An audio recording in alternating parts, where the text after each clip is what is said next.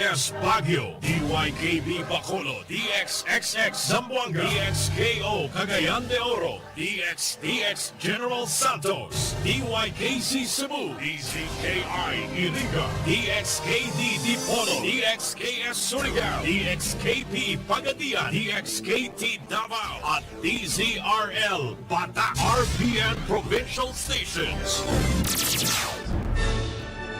RPN Radio Philippines Network, Radyo Ronda, DZKI Iriga, member kapisanan ng mga broadcaster ng Pilipinas. The following program is a paid broadcast. Any comments, views, and opinions expressed therein are those of the speakers themselves and does not necessarily reflect those of the management and staff of this station. Bareta Aksyon, asin informasyon, sari-sari, halo-halong bareta na napapanahon, aksyon na dapat inuton, asin mga informasyon na pwedeng pakinabangan kan mga namamanwaan. Bareta Aksyon, asin informasyon, ngunyan sa indo ng madadango kada Lunes hasta Biyernes, alas 5 hasta alas 6 ng paghahapon, digdi sana sa indong pinagkakatiwalaan na istasyon, Radyo Ronda, DZKI Iriga. Kaiba ang sa indong lingkod, Elma de Lima Gaspe.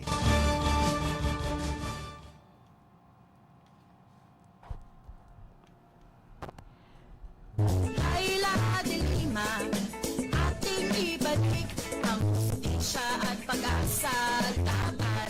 Laban, Laila, Laila de Lima. Ating ibalik ang hustisya at pag-asa. Laban, Laila, Laila de Lima. Ating ipanalo ang laban ng Pilipino.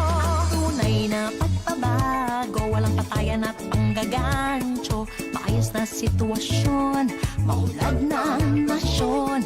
Inuuna ang bansa, hindi China o ganansya. Nakapwesto sa gobyerno, dapat hindi dorobo. Laban, Laila, Laila de Lima. Ating ibalik ang hustisya at pag-asa. Laban, Laila, Laila de Lima. Ating ipanalo ang laban ng Pilipino. Kung nais natin ang liwanag ng bukas, tayo na't lumaban, ibalik ang hustisya. Kung nais nating sumulong ang bansa, tumindig, kumilos, lumahok at magpasya. Laban, Laila, Laila de Lima. Ating ibalik ang hustisya at pag-asa. Laban, Laila, Laila de Lima. Ating ipanalo ang laban ng Pilipino. Laban, Laila, Laila de Lima. Ating ibalik ang hustisya at pag-asa. Laban, Laila, Laila de Lima. Ating ipanalo ang laban ng Pilipino. Tunay na pagbabago, walang patayan at panggagancho. Maayos na sitwasyon, maulad ng nasyon. Inuuna ang bansa, hindi China o ganansya. Nakapwesto sa gobyerno, dapat hindi dorobo. Laban, Laila, Laila de Lima. Ating ibalik ang hustisya at pag-asa. Laban, Laila, Laila de Lima. Ating ipanalo ang laban ng Pilipino. Kung nais natin ang liwanag ng bukas, tayo na't lumaban, ibalik ang hustisya. Kung nais nating sumulong ang bansa, tumindig, kumilos, lumahok at magpasya. Laban, Laila, Laila de Lima. Ating ibalik ang hustisya at pag-asa. Laban, Laila, Laila de Lima. Ating ipanalo ang laban ng Pilipino. Okay, talagang ating Laila,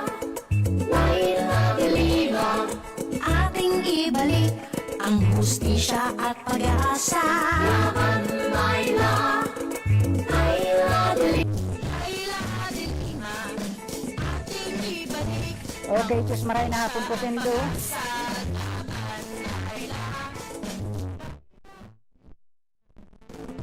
Ipanalo ang laban ng Pilipino. Nais natin ang liwanag ng bukas. Tayo na't lumaban, ibalik ang hustisya. Nais natin sumulong ang bansa. Tumindig, kumilos, tumahok at magpasya. Okay, Diyos maray na hapon po Pendo mga tugang. Ayaw na naman po kita sa sarong oras na bareta, aksyon as in impormasyon. At pag-asa, laban, Layla. Kaya madyan na po kayo na magbaritaan na naman kita kung ano maibabarita niya to sa tuyang mga palibot-libot. Ay sabi ko nga kasuod sana di ako nagmamadali. Hindi ako cramming pero ganun pa rin kasi dipisil talaga ang sabi nga nila. Madipisil ang magkaigwa kaning duwang master. Dipisil talaga po sa kamugtakan ko po dahil nag-undertime na ako ng 30 minutes. Kaya binadali ko na. Sabi ko kan sa mo yung mga encoder, bilis-bilisan na at tatakbo pa rin ako sa programa. But anyway, makukup up naman ini maski meron na tataon na under time, meron namang na-overtime. So, sa mga pamayukan sa tuyang bareta, LGU Legazpi City wagi sa Healthy Pilipinas Awards for Healthy Communities. Layla, Layla de Lima, ating ipanalo ang laban ng Pilipino. Isang sanggol iniwan sa gitna ng mga puno ng saging nakalagay sa sako. Ano ba ini mga bareta natin? Ano ba ini? At kakaganito tayo, pati mga sanggol, pinaghihirapan. Pagkatapos iiwanan lang sa isang puno ng rally para sa Team Naga, ginanap sa Plaza Quezon kaninang hapon. Hindi magkalaban, kakampings, mainit na sinalubong Lyodi de Guzman sa Iloilo. Ipinataw na price cut sa ilang gamot, ipinatupad ng DOH. Mag-live-in partner tiklo sa buy-bust operation sa Legazpi City, mahigit 300K halagang shabu na samsam. Sumulong ang bansa. Alferer Andaya, mga matuod na agila sa prinsipyo ng ang ipinaglalaban. Layla de Lima, ating ibalik ang hustisya at pag-asa. Laban, Layla. Okay, sa detalye kan sa tuyang mga kadikit na bareta, Panalo ang kanya-kanyang proklamasyon rally ng mga lokal na kandidato sa probinsya ng Albay, aarangkada na, rumangkada na kanina pang umaga. ang hustisya at pag-asa. Nagsimula na kanina, Marso 25, ang kampanya para sa mga lokal na posisyon para sa darating na halalan sa Mayo 9, 2022. Sa probinsya kan Aldao, dalawang grupo na binubuo mga kandidato na may iba't ibang posisyon ang ararangkada na bukang sa ngayon, rumangkada na kanina, para sa kanilang nagagawing proclamation rally gaganapin sa Legazpi City. May mga sikat na rin na banda rin ang dadalo sa nasabing aktibidad. Ang kanilang post sa Peñaranda Park, gaganapin ang proclamation rally ng Team APG. Bagong Legazpi, magpiperform din ang bandang Itchy Worms sa nasabing rally. Ito ay pinangungunahan ni Ako Bicol Party List Congressman Alfredo Garbin Jr. na kumakandidato bilang alkalde ng Legazpi City at ng kanyang running mate na si. Samantala sa Sawangan Park ng Legazpi City naman ang napiling lugar para sa proclamation rally ng team sa dati sana sa pangunguna ni Geraldine Rosal. Na tumatakbong alkalde at ang kanyang running mate na si incumbent Vice Mayor Bobby Cristobal. Kasabay rin nito ang proclamation rally ni incumbent Legazpi Mayor Noel Rosal na tumatakbo bilang gobernador ng Albay ng Team Joey Salceda at ng ang probinsyano party list, ang mga bandang Spons, Cola, Charles Play at iba pa ang ilan sa mga magpiperform sa kanilang proclamation rally. Inaasahan bukas na ngayon kanina na marami na ang magsisimula mga ngampanya kasabay ng motorcade ng isang mga kandidato sa iba't ibang lalawigan sa Bicol. Nauna na rin magdikit ng mga posters ang ilang mga lokal na kandidato sa iba't ibang lugar. Ayan. At pag-asa, laban, Laila, Laila, Isang sanggol iniwan sa gitna ng mga puno ng saging na nakalagay sa sako. Diyos Mariosip ko. Isang bagong silang na sanggol ang nakita na sa may damuhan sa gitna ng mga puno ng saging pasado alas 10:30 kaninang umaga. Sa Santa Barbara, Bulusan, Sorsogon. Ayon sa barangay health worker na si Rowena Gabritina, nakita raw ito ni Jera Bisorio na residente ng nasabing barangay. Magtatapon raw sana si Jera ng diaper ng kanyang anak nang may marinig silang umiiyak ng isang sanggol. Sa kanila nakita ang isang sanggol na nakapatong sa sako. Namumutla na raw ito na marahil ay nilalamig na dahil sa wala itong damit. Agad nila itong dinala sa Rural Health Unit ng Bulusan at dito na rin pinutulan ng umbilical cord. Sa ngayon ay nasa mabuting kalagayan na raw ang sanggol at nasa pangangalaga ni Gabritina. Kung hindi raw magpakita ang ina ng sanggol, ay dadalhin na ito sa DSWD sa darating na Lunes via ang Angelica Nunez. siya, nakapwesto sa gobyerno. People's Rally Team sa Naga City, ginanap sa Plaza Quezon kaninang umaga. Bukas pa ang opisyal na pagsisimula ng kampanya sa umpisa na kanina, oposisyon. Pero sa Naga City, dinaos na ang Team Naga ang isang People's Rally sa Plaza Quezon ngayong hapon. Ang Team Naga ay pinangungunahan ni incumbent Mayor Nelson Legacion kasama ang kanyang running mate na si incumbent Vice Mayor Cecilia de Asis na parehong tumatakbo sa kanilang mga posisyon. Naroon din ang kanilang 10 kandidato para konsyal. Dumating din si incumbent Congressman Gabi Bordado na muling kumakandidato para sa parehong posisyon. Bitbit ng isang supporters ang mga placards na naglalaman ng kanilang pagsuporta sa kandidatura ng grupo ni Legacion. May mga banda rin din nag-perform para bigyang aliw ang mga dumalo sa naturang rally. Sinasabing mahigpit ang laban ngayon para sa alkalde ng lungsod ng Naga dahil makakalaban ni Legacion ang 3-termer na dating alkalde na si Chan Bungat. Ayan po. Ating ipanalo ang laban ng Pilipino. Hindi magkalaban, kakamping, mainit na sinasalubong sina Leody de Guzman sa Iloilo. Hindi gaya ng ibang political rallies tuwing eleksyon, walang tensyon nang magkasalubong ang magkaibang kampo ni na presidential candidate Leody de Guzman at supporters ng katunggaling si Presidente Leni Robredo sa probinsya ng Iloilo. Nagkaroon pa nga ng yakapan at pikturan. Pabalik na sana nitong Miyerkules sina de Guzman at kanyang vice presidential running mate na si Walden Bello sa bayan ng Santa Barbara mula sa istansya ng makasalubong ang campaign rally para kay Robredo, bagay na noon nakatipon sa kalsadang kanilang dinadaanan. Good luck, isa inyo, sabi ni Leody. Good luck. Pa-picture, sabi ng isang babaeng nakapink mula sa bolto ng Robredo supporters. Lenny, Leody, sabi naman ng isang babaeng nagpapakuhan ng retrato sa partido lakas na masa standard bearers. Ang isang lalaki naman, sinabihan pa ang mga sosyalis ng presidential at VP bet ng mag-ingat habang papunta sa kanilang patutunguhan. Bukod sa tilian at kudakan, nakuha rin ng mga kakamping sa tawag ng supporters ni Lenny na iwagayway ang mga hawak nilang pink streamers habang kumakaway sa mga kandidato. Hindi naman inaasahan ang kanilang mga reaksyon nang nakilala nila ang ating mga kandidatong nasa sasakyan ayon sa Facebook post ng Laban ng Masa, isang grupong binubuo at pinangungunahan ni Bello.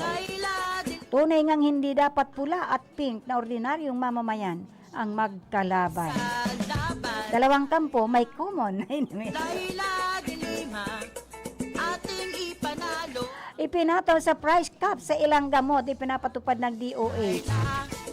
Nagsimula ng pagpapatupad ng drug price caps sa pamamagitan ng Executive Order number 115 na nilagdaan ni Presidente Rodrigo Duterte. Sa anunsyo ni Health Secretary Francisco Duque III, ang full implementation nito ay simula March 23, 2022. Dinadala nito ang kabuuang bilang ng mga gamot na maximum drug retail price ng 121 molecules or 202 drug formulations kasunod ng unang round ng price regulation na ipinatutupad noong Hunyo 2020 kasama ang paglagda ng EO number 104 na sumasaklaw sa 87 molecules. Ang mga gamot na sakop ng EO number 155 ay tumutugon sa mga nangungunang sakit sa bansa tulad ng hypertension, diabetes, mataas na kolesterol, hika at talamak na obstruction pulmonary diseases, at kolesterol, baga at mga kanser sa suso. Isinagawa rin ang lahat ng mga piling gamot na nire-recommenda ng mga grupo ng pasyente at mga medical societies upang makinabang ang mga espesyal na populasyon tulad ng may mga malalang sakit sa bato, organ transplantation, thalassemia, psoriasis, rheumatoid arthritis at lupus. Ipinaliwanag ng DOH na ang maximum drug retail price ay ang pinakamataas na halaga na maaaring singilin ng retailer sa isang mamimili para sa isang gamot na inilalagay sa ilalim ng regulation ng presyo. Ang mga presyo ng gamot ay nabawasan sa median na 40% mula sa kasalukuyang mga presyo ng tingi. Ang mga nagbawas ay hanggang sa 93%. Walang gamot sa ilalim ng regulation ng presyo ang dapat ibenta sa isang customer na mas mataas na presyo kaya sa MDRP ang mga senior citizen.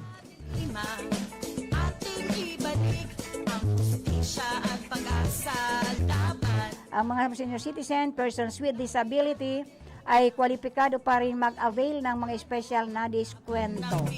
Ang mga paglabag sa MDRP ay napapailalim sa mga administratibong multa at mga parusa mula 50,000 pesos hanggang 5,000 pesos ayon sa itinakda sa ilalim ng Republic Act No. 9502 o Mas Murang Gamot Act.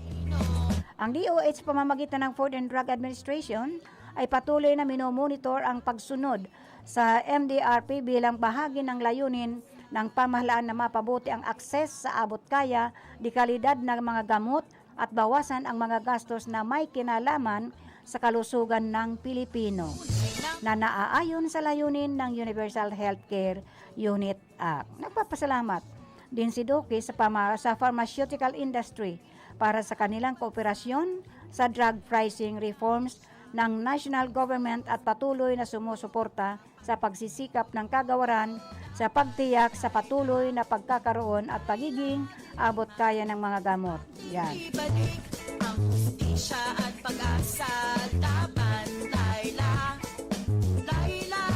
Mga live-in partner tiklo sa buy-bust operation sa Legazpi City.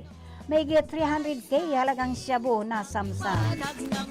Arestado ang mag-live-in partner na ikinasang buy-bust operation ng Philippine Drug Enforcer Agency sa Albay at mga pulis sa umano'y drug den na sa mismong bahay ng mga sospek sa Purok 4, Barangay Pigkali, Legazpi City, dakong alas 2 ngayong hapon.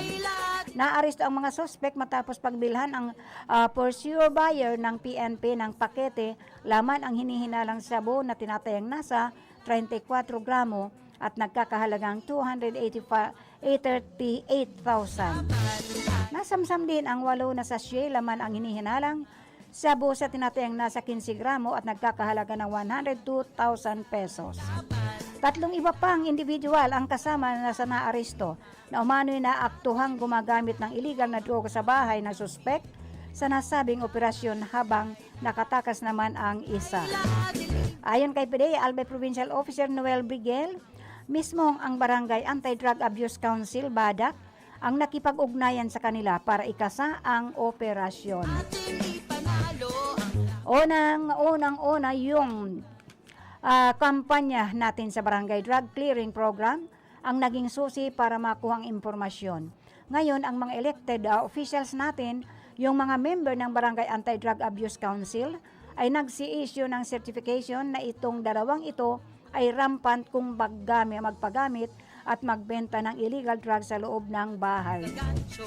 Sasampahan ng kasong paglabag sa Comprehensive Dangerous Drugs Act 2002 ang mga nahuling suspect.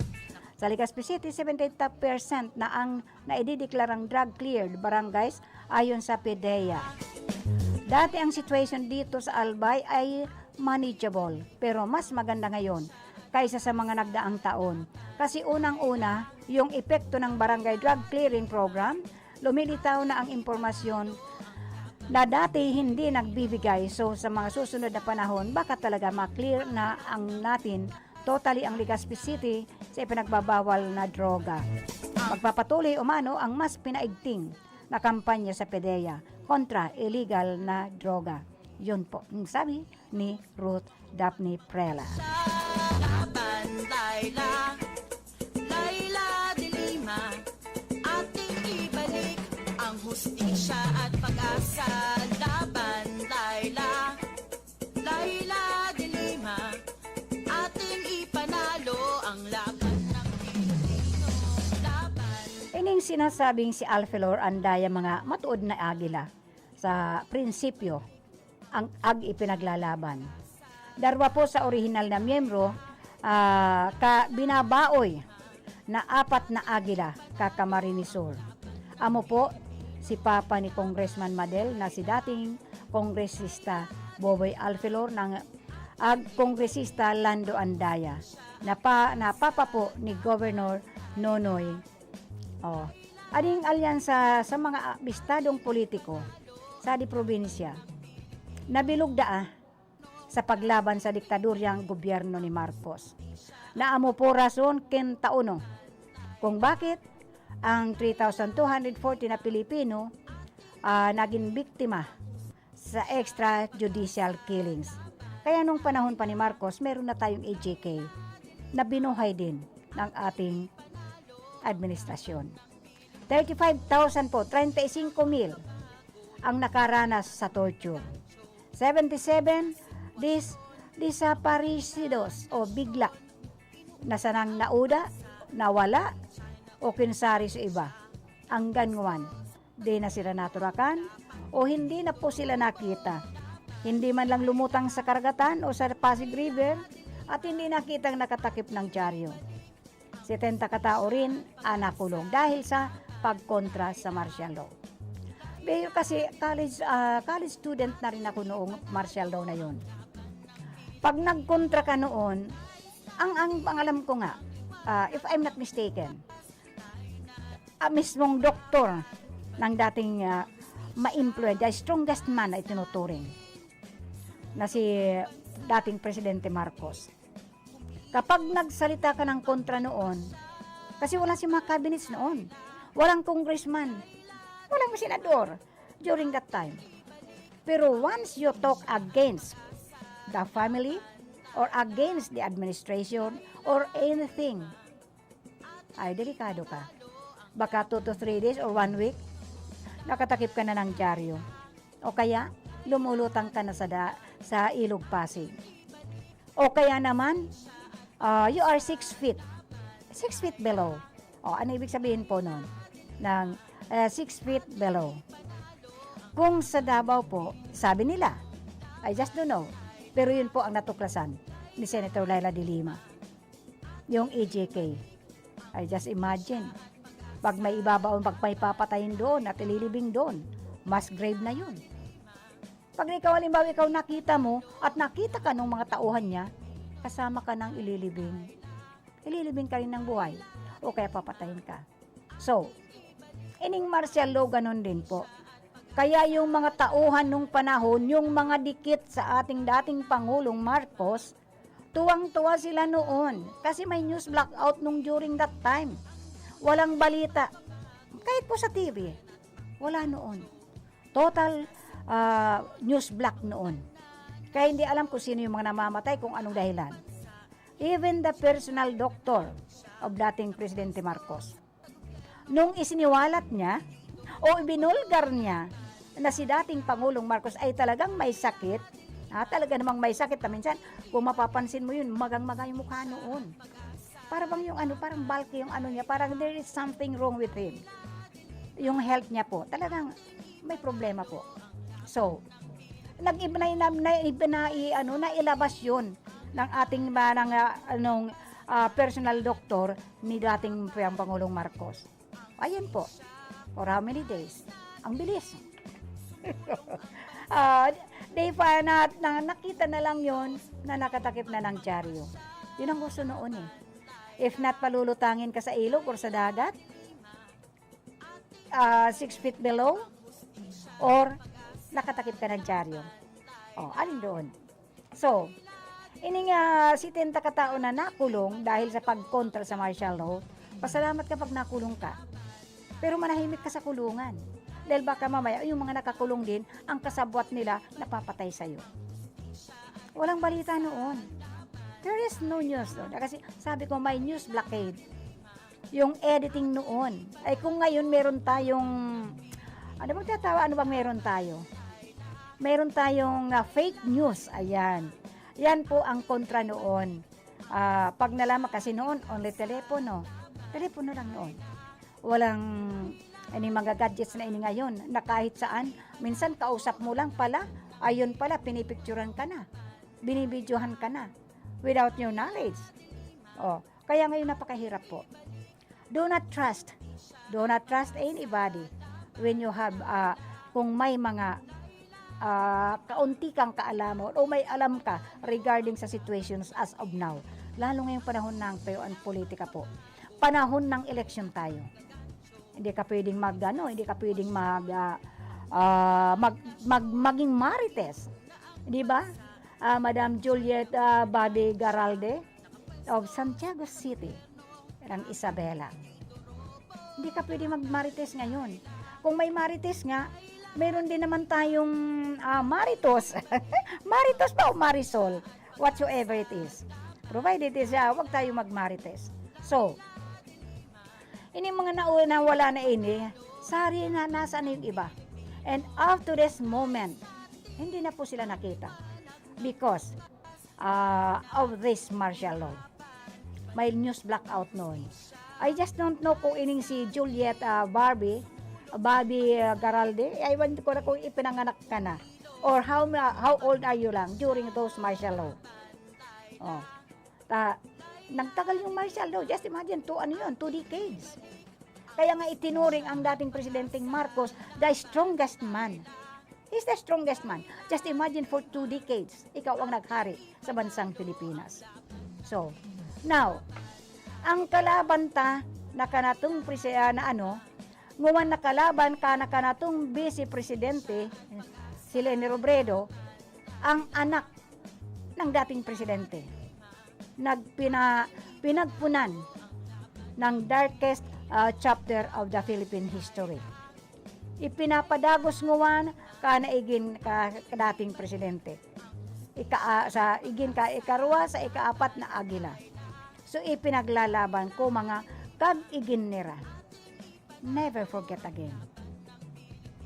Kasi ang martial law, may kabutihan din pero may hindi rin mabuting nangyari. Kasi nga, martial law, batas militar. And sometimes pagkalaban na naging hindi ka nagustuhan at medyo may personal kayong alitan, since it is martial law, dudukutin ka na lang. Kasi napaka makapangyarihan ng mga militar. Kaya nga batas militar. So, hindi naman lahat ng kalapastanganan noon. Hindi lahat ng noon mga pangyayari. Hindi naman si Presidente Marcos alone ang may gawa noon. Kasi ang Presidente noon nag-aasa lang sa mga reports ng kanyang mga galamay. So, kawawa ka. Katulad ng nangyayari ngayon sa Russia and Ukraine. Na basta lang dinudukot ng mga Russians itong mga Ukraine kapag palaban. So sana, ining darating na eleksyon, pag-isipan natin ang gusto. Ayan, ang sabi ni Madam Juliet Barbie, ilang taon ka lang noon, Madam Juliet? Dahil ako, nasa college na ako noon. So, ining mensahe, padingog ko muna ining mensahe, kan sa tuyang pamusong actor, comedian na si Jaime Fabregas. Hinanyugon nga natin ining encouragement niya kung bakit dapat nating iboto si Leni Robredo, mga kapwa ko Bicolano, Bicolana. We must be proud of our we must be proud kaining sa tuyang pambato and the most qualified candidate for president, no other than Leni Robredo. Hinanyugon niya to ining endorsement kansa ni Lolo General na si Jaime Fabregas, our very own comedian na until now he is still very much alive, kicking alive. Kaya nga hinanyugon ta ang endorsement niya kansa tuyang our very own VP Leni Robredo, our candidate for president and the next president na uupo. Ako po si Jaime Fabregas. May iapot po ako sa Indo. Tano daw, ta sa bilog na istorya kang Pilipinas. Mayo pa, ni sarong Bicolano ang naging presidente. 5 na ang naging presidenteng gikan sa Central Luzon. Puon ki Ramon Magsaysay na taga Zambales. Ang mag-amang Diosdado Macapagal asin Gloria Macapagal Arroyo na halikman sa Pampanga.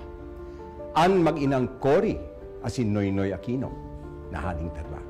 Ang Ilocos Region na igwang mas dikit na numero ning mga butante kumpara sa Bicol. Nagibong magpagana nin tulong presidente. Si Elpidio Quirino asin ang diktador na si Ferdinand Marcos na nagtukaw sa pwesto sa laog ning 21 taon. Dangan si Fidel Ramos, na tubong Pangasinan. Sa Katagalogan man, yaon si Manuel L. Quezon, nagigad sa Tayabas. As in si Joseph Erap Estrada, na taga NCR. Igwaman naging presidenteng hali sa Visayas, si Manuel Rojas, dangan si Carlos Garcia. Asinan Mindanao, nagkaigwana sa persona mismo ni Presidente Rodrigo Duterte. Ang Bicol, ang panlima sa may pinakadakol na butante sa Pilipinas. Kitaman ang pan-apat sa pinakadakulang grupong etniko. Bakong oras na para mag-ilihir kita ning presidente na Bicolano. Ipagmati niya to sa enterong Pilipinas. Antibay, kusog, asin pusong Bicolano. Ipabisto ta sa kapwa Pilipino ang matanos na lider. Asing ipahiling ta sa enterong kinakban ang kakayahan asin sarib kan sa tuyang lahi. Bakong manguragon kita, saka ang kandidato ta, ang pinakakwalipikado sa gabos ka mga nagdadalagan mo niyan. Ang pakiulay ni Lolo General sa ito gabos na mag-agda pa kita ning da'i mababa sa 5 pang botante na makisumaro sa satuyang katuyuan. Sa tuyang mga kahimanwa, uya na ang sunod na presidente kang Pilipinas. Deita na po palampason ang pagkakataon ini. Ang kapangganahan ta sa Mayo, kapangganahan kan lambang Bicolano, asin Pilipino. Linalauman ko po kamo. Ayan po, nilalauman po kan sa tuyang pambato sa pagkapresidente na si Leni Robredo. Gabos po kitang Bicolano. Maghanap pa po kita ng ating mga contacts na sabi nga ni Lolo General. Maghanap po kita. Bawat saro sa atin, maghanap po kita ng tigli-5. Tigli-5 man lang kitang butante, tanganing maipanalo ta ang ating pambato na si Leni Robredo, ang susunod na uupo na presidente. Mayo pong iba kung di isang sarong Bicolana. Di ba, Madam Ritzel Dagonawon Namuro, pagtabang-tabangan ta na po ini. Tapag kakataon ta na ini, siguradong pagdai pa kita nakalusot digdi, madidipisilan na kita. Pinakamakusog, pinakakwalipikado ang satuyang pambato, Leni Robredo, para sa pagkapresidente ng ating bansang Pilipinas. Laila de Lima, ating ibalik. At siyempre, pag andyan si Leni Robredo, huwag nating kalilimutan ang ina ng 4Ps. The principal author of the 4Ps na pinapakinabangan po ng almost 5.6 million na po ang nakikinabang ito. Although maliit na halaga lang po, at least sa mga talagang walang-wala, malaking bagay po ini. Kaya pagtulong-tulungan po natin to. Kaya hinanyugunta nga ni ini nga Republic Act 11310. It is about the 4-piece na sponsored ni Senator Laila De Lima. Alam mo ba, si Senator Laila De Lima ay tinaguriang ina ng 4-piece dahil siya ang nagtaguyod ng RA 11310 o Pantawid Pamilyang Pilipino Program Law upang maiangat ang antas ng pamumuhay ng mga kababayan nating mahihirap na nasa mahigit 4.4 milyong pamilyang Pilipino at madaragdagan pa. Ayan po, bahinan nyo kung tapain sarong ini na regarding din di isa 4-piece, about 4-piece din na Pinag-Republic Act ni Senator Laila De Lima. Ang ating kapangyarihan ay para sa mga walang kapangyarihan. Salamat, Senator Laila De Lima, sa pagpasa ng batas sa 4-piece. May laban kami sa gutom at sakit. Kasama mo kami sa laban mo, Senator Laila. Yan si Senador Laila. Kahit ginipit at ipinakulong, nagtatrabaho, lumalaban. Ibalik ang hustisya. Ayan, ibalik ang hustisya, ibalik sa Senado si Laila De Lima, the human rights and justice expert, no other than Senator Laila De Lima. Kung gusto natin ng hustisya, gusto natin ng magandang Pilipinas, ibalik si Senator Laila De Lima sa Senado. Ang sabi, ang reaksyon po ni Juliet Barbie, Garalde ng Isabela, Santiago City, Isabela. Yes. High school na daw siya noon ng martial law. College na noong mag-1986 EDSA Revolution, nung pinatalsik ang ating strongest man na naghari sa loob ng 2 dekada. So, ngunyan, pag-isip-isipan ta po mga Bicolana. Pagkakataon na natin to. Sabi ko nga, we did not succeed during the time of Senator Rocco na nangunguna rin noon sa mga survey, but we fall down.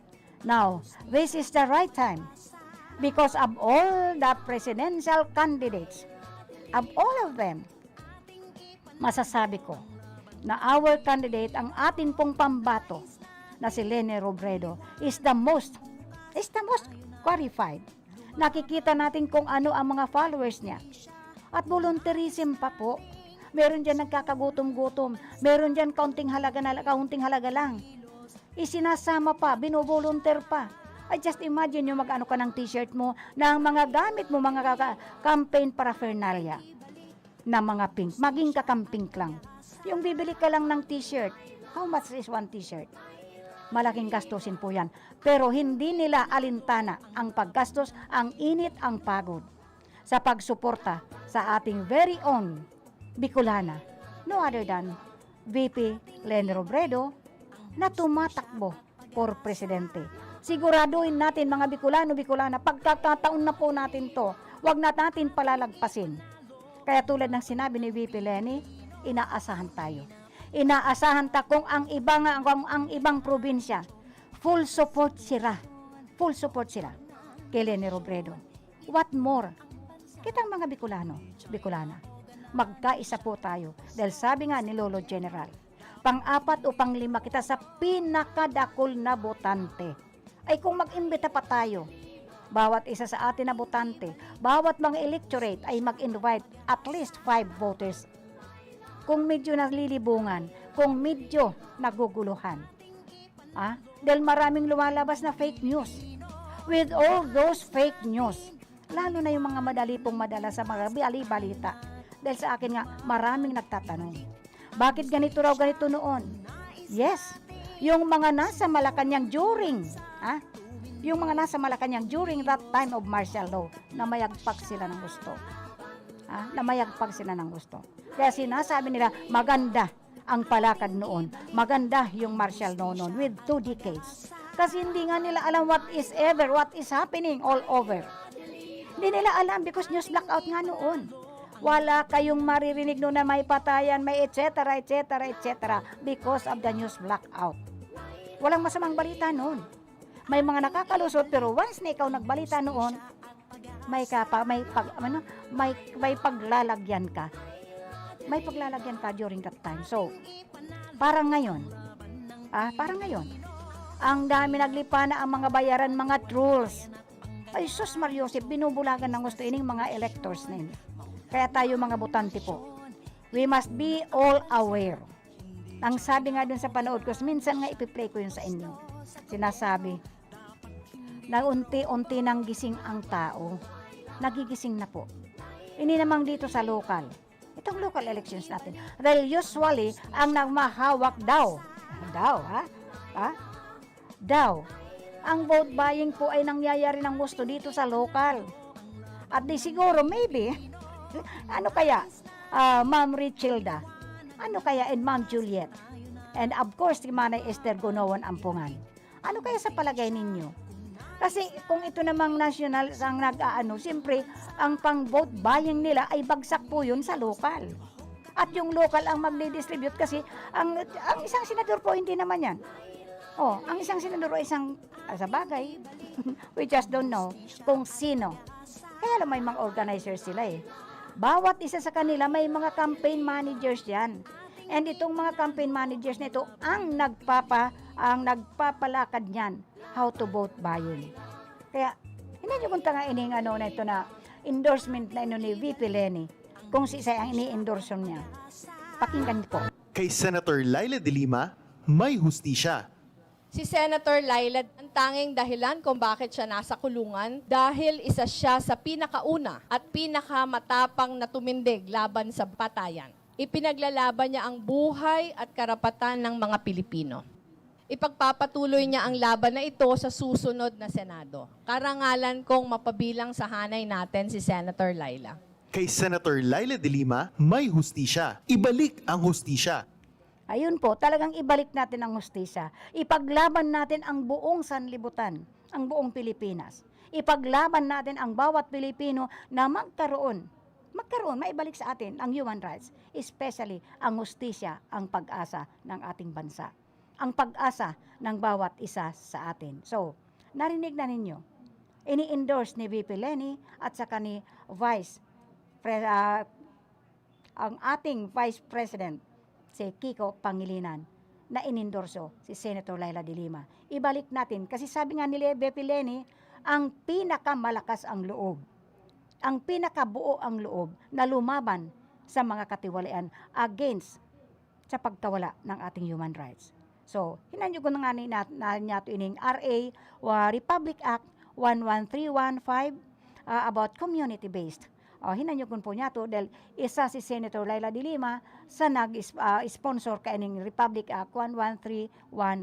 Hinanyo ko po. Salamat kay Senator Laila de Lima sa pagtaguyod niya ng RA 11315 o Community-Based Monitoring Systems Act, ang sistemang tutugon sa mga pangangailangan at problema ng mga komunidad at mga barangay. Ayan po, ang unang tinutumbok ni Senator Laila de Lima ay yung mga problema. Isang monitoring system na kung ano ang mga pangangailangan pa, lalo kang isang barangay na naghihirap.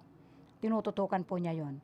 Ngayon, hinanyo kung tapain ni sarong ining RA Republic Act 11291, Magna Carta for the Poor Act. Hinanyo kung po. Maraming salamat kay Senator Laila de Lima, ang nagsulong ng RA 11291 o Magna Carta of the Poor Act. Sapat na pagkain, pabahay, disenteng trabaho, maayos na edukasyon at kalusugan para sa mga kababayan nating may hirap. Ayan po, puro sa mahihirap ang Republic Act na isinasabatas ng our very own Senator Laila de Lima.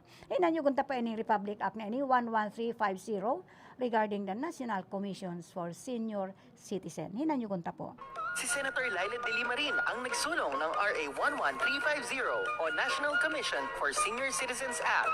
Dagdag benepisyo at pagtuon ng pansin sa mga pangangailangan nila lolo at lola. Ilan lamang yan sa mga kapaki-pakinabang na batas na naisulong dahil kay Senator Laila de Lima. Sa mahigit 5 taon ni Senator Laila, marami na tayong nagawa. Mas marami pa tayong magagawa. Ayun po, kahit na nga nakakulong siya, dahil ipinakulong siya, hindi po siya tumigil sa pagtulong sa mga nasa laylayan. Siya po ang tunay na nagmamalasakit sa mga tagalaylayan. Ang paggawa ng mga Republic Act na pinapakinabangan po ng mga katulad natin na nasa laylayan. So, padagos na pong suportahan. Suportahan ta po si Senator Laila de Lima, maging we must be aware. Ilang araw na lang, 45 days more to go. 45 days to go na lang, election na po. So, bilis-bilisan po natin ang pagkilala sa bawat kandidato, maging national man po yun, maging local. Lalo na po ang local. Di po kita madara sa vote buying. Kung vote buying po, kunin nyo kung ibinibigay sa inyo dahil atin po yan. Pero remember, bilihin man tayo ng tag 10,000. Ay, hindi ko sinabi yun. Halimbawa, bilihin man tayo ng tig 10,000 bawat boto natin. We must always remember, isip natin na yung 10,000 na yun, hindi nga yun magkakasyang panggastos natin sa loob ng isang buwan. At pagdudusahan natin yun. Tama, pera natin yun. Pero pagdudusahan natin yun sa loob ng 6 na taon. Sa local, 3 taon. So we must be aware. Magising na po tayo sa katotohanan. Huwag na po tayong magbulag-bulagan. Huwag na po tayong magbingi-bingihan pag may namimili. Kunan ninyo ng ebidensya, isubmit ninyo sa COMELEC para maparusahan o kaya ma-disqualified. Kaya lang po talagang talamak na tayo sa atin. Talamak na ang ating mga vote buying na yan. So, basahin ko iningi isa ini dahil hindi ko ito nabasa kasaudma. Hindi ko ito nabigyan ng attention.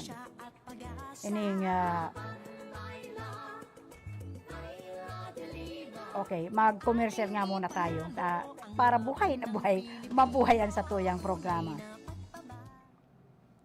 This time check is brought to you by Senator Laila de Lima. Ang oras na ini, dara po sa Indukan Losenya Electrical Supply para po sa madikalidad na electrical product. Day po kalingawan, Losenya Electrical Supply. Losenya Electrical Supply, madaling makukuha, aranisa na sa Barangay Holcan, San Francisco, Iriga City. Owned and managed by Engineer Meneleo Losenya. Ang oras na yan, atod sa Indo ni Mr. Julio Victor Marlo Sigera, President, Sigera Technological Colleges, Irigan City. Para sa edukasyon di kalidad, Sigera Technological Colleges.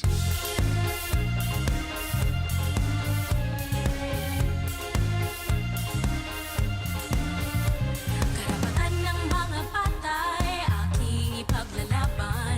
Mga kababaihan, ang poprotektahan. Boses ng kabataan, aking pakikinggan. Ating kalusugan, ang ingatan. Paglilingkuran ng mga irigen, Dagat. Magsisilbing magandang ihempo, Dagat. Lagi kayong una sa puso ko, dahil kay Daday, hayayang buhay.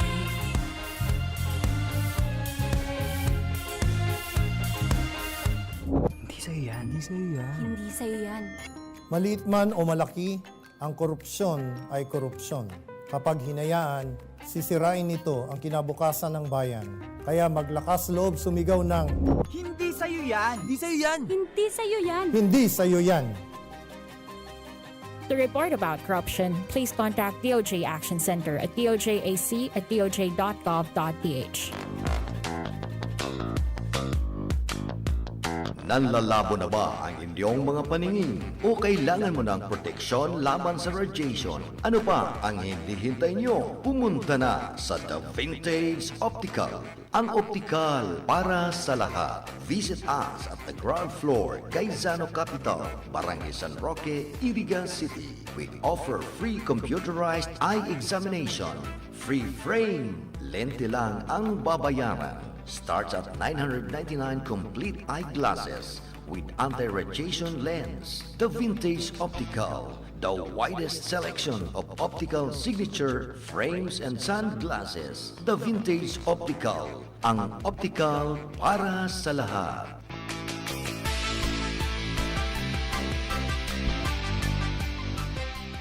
Saro sa mga kumonahelang kan mga senior citizen ngunyan, iyo an katarata. Pagigwakan katarata, malabo ang paghiling mo, taigwang puting layer na nakatakop sa mata mo. Kaya lang, mahal magpa-opera ning katarata. An iBerry an epektibong bulong sa katarata asin iba pang kamatean sa panlalabo kan mga mata. An iBerry, igwang bilberry asin ini gibo sa Amerika. Epektibo man an iBerry sa glaucoma, pterygium, astigmatism, pamumula, pagluluha, gatol, asin makulog ang mata dahil sa sobrang paggamit kan cellphone asin computer. An iBerry mababakal sa Mercury Drug, St. Joseph, Watson's, asin sa indong suking butika. Mahalagang paalala, ang iBerry ay hindi gamot at hindi dapat gamiting panggamot sa anumang uri ng sakit. Aram daw nindo kung taano importante ang kidney sa satuyang lawas. Ini ang nagsasara kan mga ati asin toksin sa satuyang dugo. Kung maraot ang satuyang kidney asin dai magfunksyonin tama, posible magkahelang kita asin magkaigwanin manlain-lain na kailangan. Arog kan panluluya, kulang sa turog, difisil na pag-ihi, gatok na kasukasuan, pagkaribong asin difisil na paghangos. Tanganing makalikay sa helang sa kidney, ang solusyon dyan, iyo an Kidney Care. Ang Kidney Care, produktong gibo pa sa Amerika asin may sangkap na vitamins asin minerals na nagpapakusog sa tuyang kidney. Ang Kidney Care, katabang man sa padagos na sirkulasyon asin paglinig kan toxin sa lawas ta. Hulita mahal na marhay ang magpa-dialysis asin magpa-opera sa kidney stones, kaya likayan ang kidney stones, UTI, dialysis asin kidney failure. That's why you really care. Always take care of your kidney with Kidney Care. Ang Kidney Care mababakal sa Mercury Drug, Watson's, South Star Drug, Rose Pharmacy asin mga nanginyanot na drugstores nationwide. Ang Kidney Care hindi gamot at hindi dapat gamiting panggamot sa anumang uri ng sakit. Ang porsyon ay ni hatod sa Indo ni Kagawad Melnan Robles Moralio. Basta kidaday, hayahay ang buhay. Ang tamang oras po, alas 5:50 na po. Laban Laila, Laila de Lima, ating ipanalo ang laban ng Pilipino.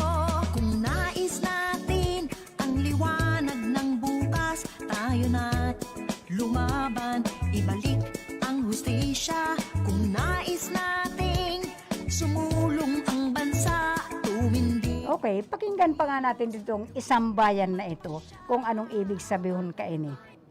Buo ang suporta natin kay Leni Robredo bilang Pangulo at si Kiko Pangilinan bilang pangalawang Pangulo. Sobrang nakaka-proud suportahan ng ating mga pambato. Si VP Leni at si Senator Kiko ay walang bahid ng anumang korupsyon at may totoong accomplishments kahit noong wala pa sila sa politika. Mahusay ang track record sa paninilbihan sa bayan. Malalim ang pagpapahalaga sa karapatang pantao, sa sistema ng hustisya, sa saligang batas, at laging inuuna ang kapakanan ng bansa sa halip na dayuhang interes. Hindi tayo bubulagin sa mga pangako at idadaan sa drama sa panahon ng sakuna at krisis. Hindi mangangako na magiging Singapore tayo o bibigyan tayo ng ginto at mga hibang na ilusyon at pantasya. Hindi natin kailangan ng mga bolero at manggaganso sa Malacanang at Senado. Ang kailangan natin ay leader na kapag binigyan ng mandato ay hindi mang-aabuso, hindi nanakawan ng taong bayan, magtatrabaho para sa ekonomiya at panlipunang serbisyo at palalakasin ang grassroots at civil society. Higit sa lahat, pasisiglahin muli ang demokrasya sa bansa. Titiyakin namin na ang Senado ay magiging bulwagan para sa mga panukalang batas at resolusyon na magpapalakas sa mga sektor sa bansa at poprotekta sa interes ng taong bayan. Ako naman po, si Laila de Lima, kasama ninyong dumadamay, lumalaban. Laban lang. Ayan po, talagang lalaban tayo. Ipaglaban natin ang ating karapatan kasabay si Senator Laila de Lima. Sa kasalukuyan po, ito pa po ang tunay na nangyayari. Kada gabi, every night kung ano si Senator Laila de Lima, kung ano ang nararamdaman, kung ano ang napapakiramdaman niya sa kanyang detention house. Hinanyugon po niya ito ini. Kinakandado mula sa labas ang aking pintuan sa gabi. Ngayon, gaya ng 937 na gabing lumipas, ang bilangguan at ang bilanggo ay iisa. Sa aking paligid ay ang matayag na kwadradong pader na nagsisilbing balat ng aking katawan. Mula rito ang bawat pader sa bawat tahanan ay aking nadarama. Dama ko ang pagdampi ng init sa bawat hinga ng aking mga anak, ng aking mga apo. Ang lagablab ng mahinang hangin mula sa labi ng aking nanay.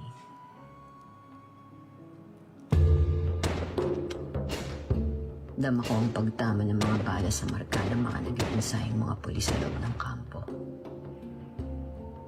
Dama ko ang pagtagos ng mga bala sa trapal ng kampungan ng mga pagod na magsasaka.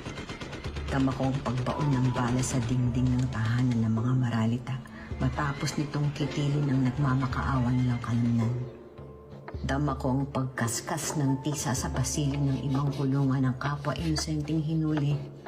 Nagaya ko ay nagbibilang ng tila walang hanggang mga gabi sa pigitan. Sa ilalim ng aking talampakan ay ang sahig. Nagaya ng aking mga paa ay di makaalis sa kanyang tinitirikan. Ngunit gamay ang bawat yanig at dagundong sa sang tinapakan. Kapag ang yabag ay pagod at iilan, ito ay mula sa aking mga bantay. Masunurin, ngunit may pag-aalinlangan. Kapag ang yabag ay maingat at walang tigil na nariyan, ito ay mula sa mga mamamahayag, nagbibigay ngalan at mukha sa lahat ng pinaslang.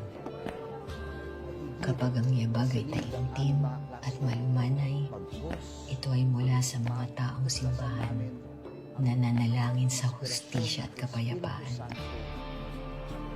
Kapag ang yabag ay madiin at magkakasabay, ito ay mula sa kabataan, mapanuri at may paninindigan. Kapag ang yabag ay tila walang katapusan, ito ay mula sa taong bayan, nag-aalsa, lumalaban. At ang langit, ang kalawakan ng universo sa ibabaw ay ang aking mga mata. Doon, ang inyong nakikita ay aking ring natatanaw. Ibinubunyag sa atin ang buwan ng lihim sa kanyang dalawang mukha. Ang katotohanan ay laging lilitaw, walang kasinungalingang hindi nabubunyag. Isinasalaysay sa atin ng mga tala ang saysay ng kasaysayan. Ipinapaalala na ang tadhana ay nasa ating paglikha. Tanaw natin ang bukang liwayway na lilipol sa karinlan.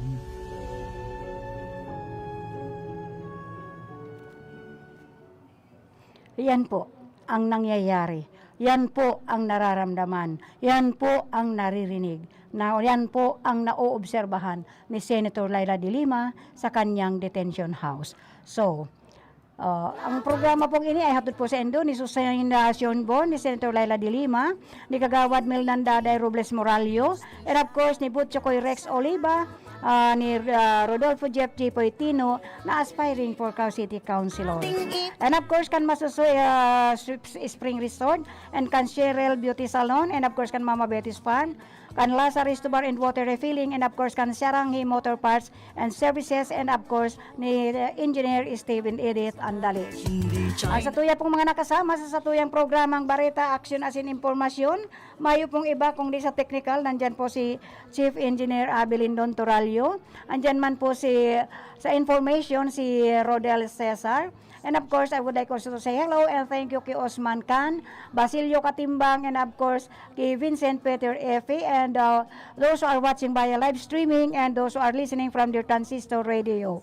Yan po duman sa transmitter si Joanner de Villa and kaibanan man po niya duman si Tony Matic Saison. And of course, ako po ang sa inyong kaibanan every Monday to Friday, alas 5 hasta alas 6 ng pagkabanggi. Mayo pong iba kung di si ako, si Elma de Lima Gaspan nagsasabing, thank you. God bless us all and always stay safe. Good evening po. Laila de Lima, ating ibalik ang hustisya at pag-asa. Laban, Laila. The preceding program was a paid broadcast. Any comments, views, and opinions expressed therein are those of the speakers themselves and does not necessarily reflect those of the management and staff of this station.